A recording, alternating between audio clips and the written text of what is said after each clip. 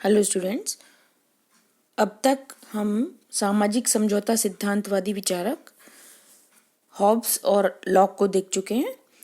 एक और प्रसिद्ध सामाजिक समझौता विचारक हैं, इन तीनों का नाम लगभग एक साथ ही लिया जाता है और वो हैं रूसो। ये एक फ्रेंच विचारक हैं और ये सामाजिक समझौता सिद्धांत के लिए प्रसिद्ध हैं। और भी प्रसिद्धि के कई आधार हैं, वो हम देखने जा रहे हैं। इनका पूरा नाम था जीन जैक्स रूसो। ये एक फ्रेंच विचारक हैं, हम अभी भी जिक्र कर चुके हैं। इनका जो टाइम रहा वो 1712 से 1778 ईस्वी तक का रहा। रूसो प्रसिद्ध हैं। इनकी प्रसिद्धि के आधार हैं सामाजिक समझौता सिद्धांत, जिसको इन्होंने आगे बढ़ाया। सामान्य इच्छा के सिद्धांत के लिए काफ़ी प्रसिद्ध है, जिसको हम आगे देखेंगे। इनको लोकतंत्र का अग्रदूत माना जाता है, जैसे लॉक को भी माना जाता है। रूसो भी लोकतंत्रवादी थे और फ्रांस की क्रांति के प्रेरक भी इनको माना जाता है। इनके विचारों का असर फ्रेंच रिवॉल्यूशन पर भी पड़ा। इनका संक्षिप्त जीवन परिचय देख लेते हैं। इनका जन्म जेनेवा में हुआ था, हालांकि स्विट्जरलैंड में, पर मुख्य कार्यस्थल क्योंकि फ्रांस रहा तो एक फ्रेंच विचारक के रूप में ही जाने जाते हैं। इनके पिता गरीब थे तो बचपन बहुत अच्छा नहीं गुजरा था। पिता थोड़े दुर्व्यसनी थे और रूसो को भी अपने साथ उन्होंने अपना साथी बना लिया था। माता का जन्म के समय ही देहांत हो गया था और 10-12 वर्ष की अवस्था में पिता भी शायद किसी से झगड़ा करके भाग गए थे, तो रूसो को कहीं काम करना पड़ा। तो कुल मिलाकर के बहुत सारी घटनाएं बचपन में घटी जिनको अच्छा नहीं कहा जा सकता। फिर रूसो फ्रांस में आ गए और नौकरी करने लगे। काफ़ी फ्रांस के राजदूत के सचिव पद तक भी आ गए थे, पर वहाँ नौकरी से बहुत उथल पुथल चली। नौकरी से निकाल दिया गया, दोस्तों ने भी ठुकराया, बहुत महिलाओं से भी दोस्ती हुई पर सक्सेसफुल नहीं रही। भीख मांगकर गुजारा भी करना पड़ा एक आध बार। फिर लाइफ में एक बहुत ज़्यादा चेंज आया कि एक दिन रास्ते में पड़े हुए अखबार से उन्होंने एक निबंध प्रतियोगिता को देखा और उसमें हिस्सा लिया, और वो थी विज्ञान तथा कला की प्रगति ने नैतिकता को भ्रष्ट करने में योगदान किया है या शुद्ध करने में। तो रूसो ने उस पर एक बहुत क्रांतिकारी निबंध लिखा और उसका प्रथम पुरस्कार जीता, जिसने उसको फेमस कर दिया, विश्वविख्यात बना दिया। फिर उसके बाद उसने कुछ और निबंध भी लिखे, जिनमें से एक discourses on the origin of inequality, जो उसने 1755 में लिखा, वो प्रकाशित हुआ। इससे भी पॉपुलैरिटी बढ़ी रूसो की। फिर उन्होंने सोशल कॉन्ट्रैक्ट, जो उनकी सबसे ज़्यादा प्रसिद्ध रचना है, वो उन्होंने 1762 में लिखी।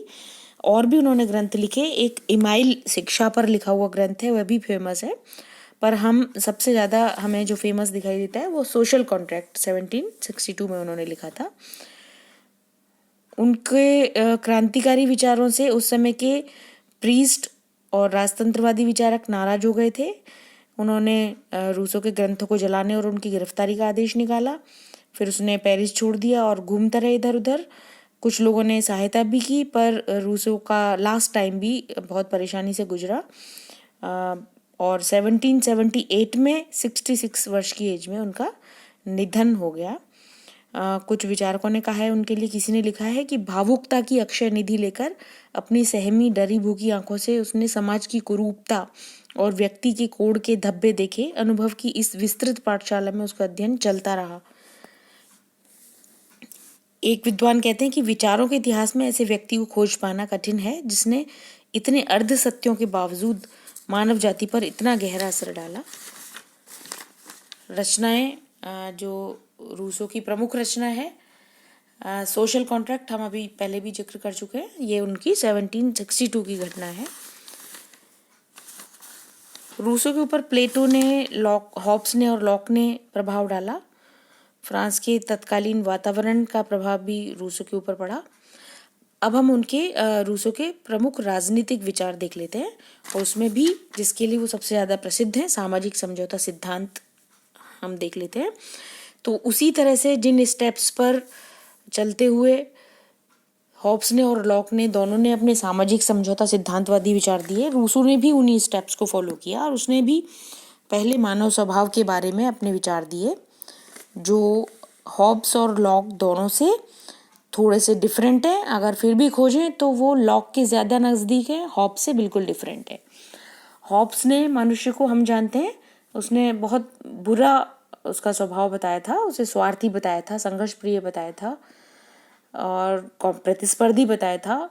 कुल मिलाकर के बहुत नेगेटिव चित्रण हॉब्स ने किया था मानव स्वभाव का, जबकि लॉक ने मनुष्य के स्वभाव को हॉब्स से बिल्कुल अपोजिट, एकदम प्रेम और दया और सहयोग और शांति की प्रतिमूर्ति बताया था।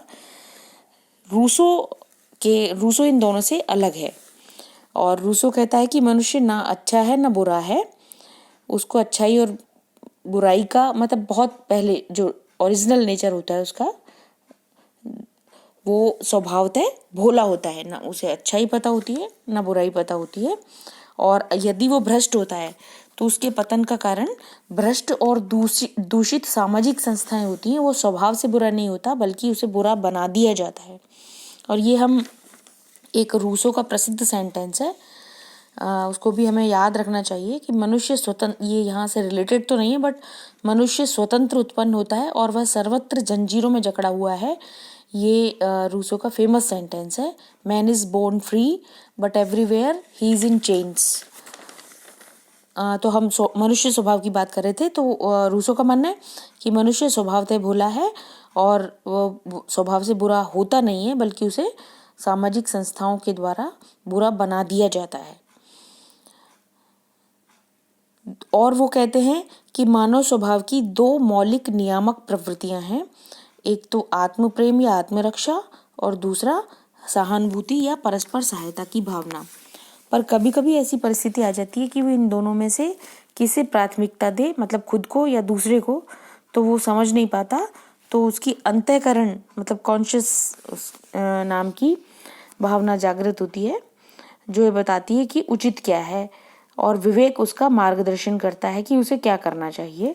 तो रूसो कहते हैं कि अंतःकरण तो ये बताता है कि वो सत्य से प्रेम करे, पर अंतःकरण में सत्य और असत्य को पहचानने की शक्ति नहीं होती, और विवेक जो मनुष्य में होता है उसके द्वारा सत्य और असत्य को पहचाना जाता है। तो रूसो कहता है कि अंतःकरण तो कभी भी गलत नहीं बताता। व्यक्ति यदि कुमार्ग पर बढ़ता है तो इसमें दोष अंतःकरण का नहीं होता, बल्कि विवेक का होता है, जिसने सत्य और असत्य को पहचानने में भूल की है।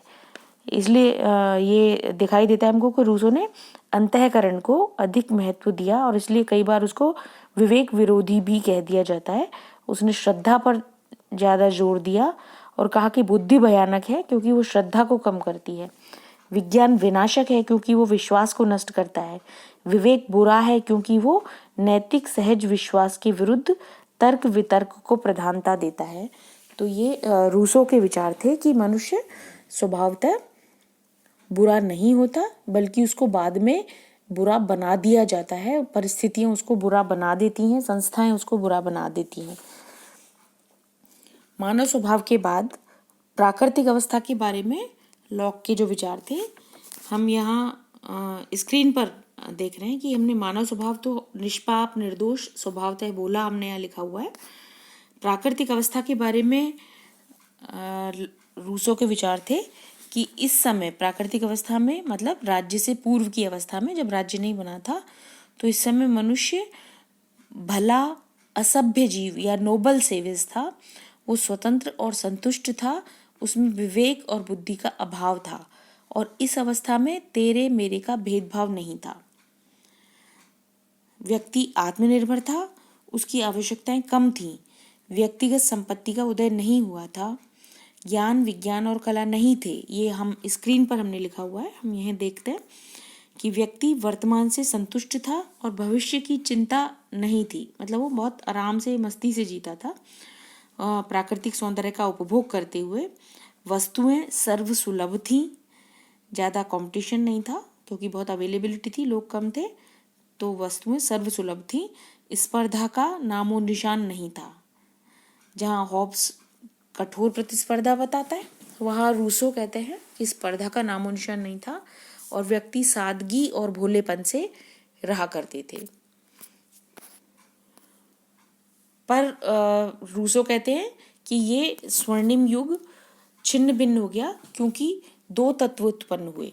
एक तो था जनसंख्या वृद्धि हुई और दूसरा कारण था तर्क का उदय हुआ, और इससे इन वजहों से व्यक्तिगत संपत्ति का उदय हुआ। व्यक्तिगत संपत्ति अस्तित्व में है ही।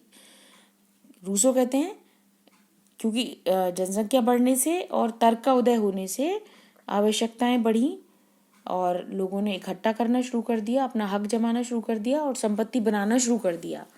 और ये संपत्ति ही रूसो कहते हैं कि इसने ही बीजारोपण किया अव्यवस्थाओं का, तेरे मेरे के भेदभाव का, और जिससे वो परेशानियां पैदा हुई कि राज्य जैसी संस्था के बनने की ज़रूरत बाद में महसूस हुई। तो रूसो कहते हैं कि ये दो रीज़न थे, जनसंख्या वृद्धि और तर्क का उदय।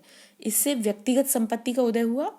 रूसो कहते हैं कि वह प्रथम मनुष्य ही नागरिक समाज का वास्तविक संस्थापक था, जिसने भूमि के एक टुकड़े को घेर लेने के बाद यह कहा कि यह मेरा है, और उसी समय समाज का निर्माण हुआ जब अन्य लोगों ने उसकी देखा देखी स्थानों और वस्तुओं को अपना समझना प्रारंभ किया।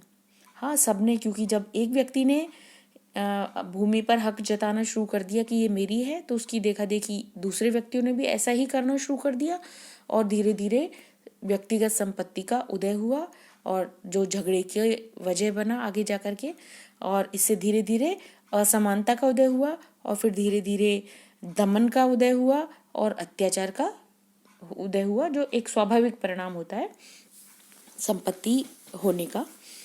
तो कुल मिलाकर के प्राकृतिक अवस्था में हम रूसो को कंक्लूड करना चाहें तो हमें उसकी प्राकृतिक अवस्था में 3 चीज़ें दिखाई देती हैं। एक तो आदिम प्राकृतिक अवस्था, जब एकदम मनुष्य मस्ती में रहता था, जिसे कुछ भी अच्छाई बुराई का ज्ञान नहीं था और वो पूरा एंजॉय करता था अपने भोलेपन का। दूसरी बीच की स्टेज वो बताता है कि वो संचय वृत्ति बढ़ी, उसकी संपत्ति उसने इकट्ठा करना शुरू कर दिया, और फिर संपत्ति का उदय जब हो गया तो ऐसी अवस्था आ गई कि जिससे दमन बढ़ने लगा, लोग अपनी अपनी संपत्ति बनाने लगे, झगड़ा करने लगे, और जो अवस्था बनी वो दमन और अत्याचार की अवस्था का उदय हो गया। तो इस तरह से रूसो ने प्राकृतिक अवस्था का वर्णन किया है, और फिर इन्हीं परेशानियों की वजह से बाद में राज्य का उदय हुआ। ये हम नेक्स्ट वीडियो में देखते हैं। धन्यवाद।